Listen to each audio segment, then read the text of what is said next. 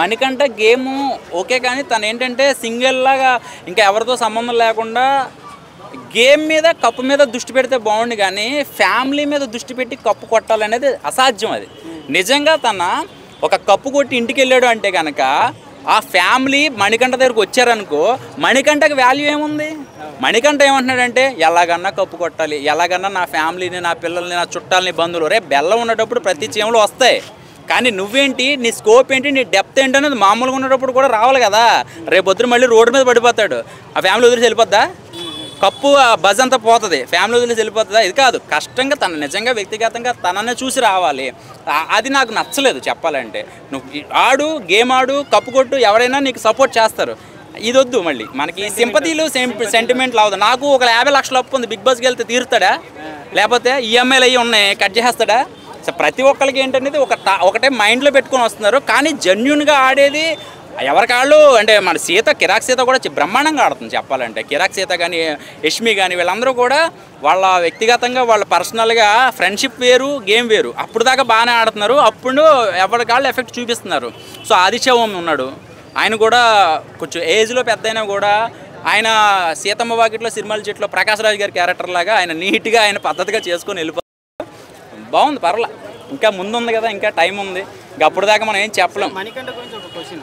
Manikanta actually చాలా మంది sentiment work out చేయొద్దు అని చెప్పేసి చెప్తున్నారు, బట్ బిగ్ బాస్ మాత్రం ఆ సెంటిమెంటే చూపించి అతన్ని హైలైట్ చేయించి అతన్నే వర్క్ చేస్తున్నాడు కదా, సెంటిమెంట్ క్రియేట్ చేపిస్తున్నాడు అంటే ఫస్ట్ ఆ విగ్గు దగ్గర నుంచి కట్ చేస్తే అన్నీ కూడా ఒక పాప అక్కడ లేకపోయినా కూడా పాపని ఊహించుకొని ఏడుస్తూ ఉంటాడు.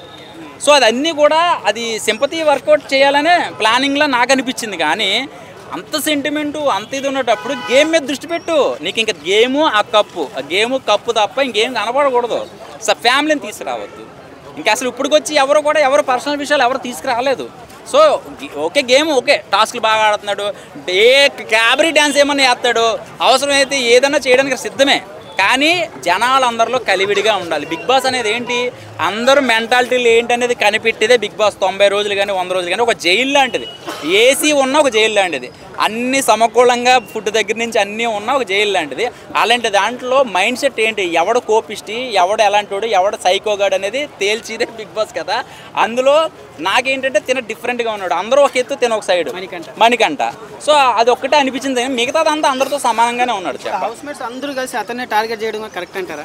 నిజం, అది నిజం. పాపం మన జైల్లో ఉన్నప్పుడు ఒక సెల్లల్లో పెట్టారు కదా, అందులో సీతతో వీళ్ళందరితో మాట్లాడినప్పుడు, యష్మితో మాట్లాడినప్పుడు తనకు ఆ పనిష్మెంట్ ఒకసారి పడితే ఆల్రెడీ ఒక 2 పనిష్మెంట్లు జరిగినాయి. నాగార్జున గారు ఒకసారి రూమ్ దగ్గర రామ్మా, నువ్వు ఏం చేస్తున్నావు, నువ్వు అమ్మాయిని హక్ చేసుకుంటున్నావు కదా, ఆ అమ్మాయిలు హక్ చేసుకున్నాక ఆఫ్ కెమెరా నువ్వు వెళ్ళిపోయావు, ఎంత ఫీల్ అవుతున్నారో చూపించాక ఇప్పుడు కొంచెం తగ్గింది.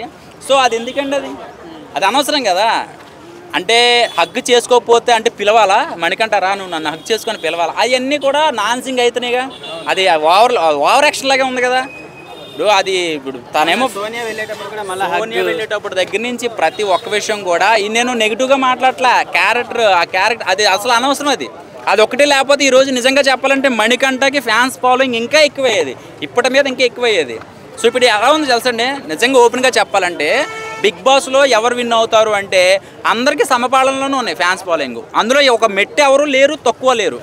ఇది కావాలి అంటే ఇంకో నెల పోవాలి, ఆ నెల పోతే అర్థమవుతుంది చెప్పాలంటే. ఇప్పుడు అందరికీ సమానంగా ఉన్నారు.